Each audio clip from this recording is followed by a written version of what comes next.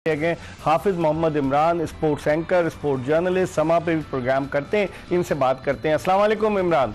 Bag साहब बहुत शुक्रिया आपका। वालेकुम अस्सलाम। इमरान, कैसे देखते हैं पाकिस्तान क्रिकेट के मामलात? बाद लोग तो आप सबसे पहले तो मैंने कामरान अकमल को लिया था, वक्त कम है, उस कंट्रोवर्सी के हवाले से बताइए कि आजम सिद्दीकी इंस्टाग्राम पे तस्वीरें पोस्ट कर रहे हैं, क्या हो गया? उन्हें फ्रस्ट्रेशन का शिकार तो नहीं हो गए?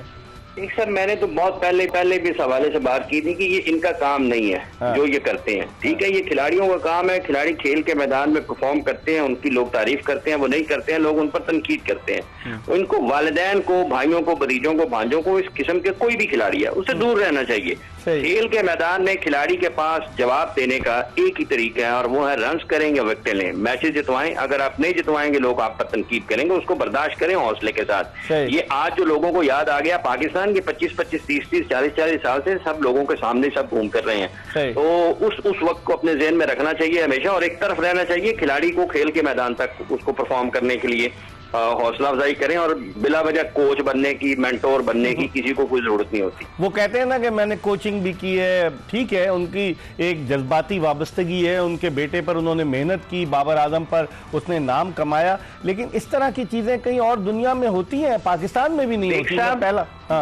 बेग साहब, क्या अरशद नदीम के वालिदैन से ज्यादा भी किसी के वालिदैन ने उस पर मेहनत की होगी? सही है। तो ये ना हर किसी को अपनी अपनी हुदूद में रहना चाहिए, ये नामुनासिब है। मतलब आपको जरूरत ही कोई नहीं है ना। अरशद नदीम पाकिस्तान की खेलों की तारीख में वो पहले खिलाड़ी हैं जिन्होंने ओलंपिक में गोल्ड मेडल लिया है, अब गेम्स में, अब एशियन टाइटल जीत लिया, एशियन टाइटल भी जीत लिया। तो क्या उसके वालिदैन बाहर निकल के लोगों को डंडे मारने शुरू कर दें?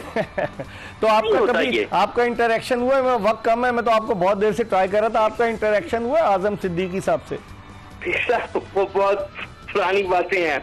वो आजम साहब ये सुन रहे हैं तो उनसे की दरखास्त है कि बाबर को क्रिकेट खेलने दें। बस चलें। आखिरी एक जुमले में बता दें, मैं फिर अरशद नदीम पे मुनीर से बात करूंगा कि इस्लामाबाद यूनाइटेड डोमिनेट कर रही है, आप समझ रहे हैं? मोहित शाह तो कह रहे हैं ये पाकिस्तान क्रिकेट के लिए नुकसानदेह अगर एक ही लॉबी के लोग इकट्ठे हो जाए।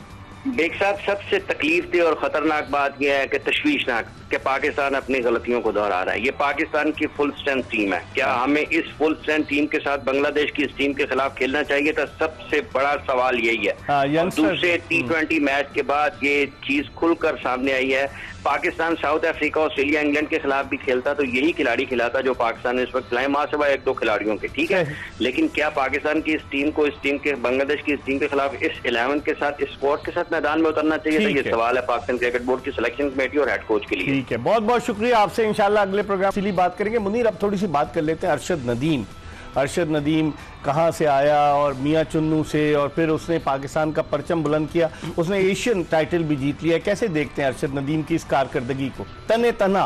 क्योंकि बाकी जगह तो टीम एफर्ट होती, जैसे जहांगीर खान, जानशेर खान अकेले पाकिस्तान के लिए लॉरेंस आते थे, ऐसे अरशद नदीम लेकर आया। सबसे पहले इकबाल मैं ये कहूँगा माशाअल्लाह, और बहुत बहुत मुबारक उनको भी, उनके वालिदैन को भी, उनके तमाम सपोर्टर को।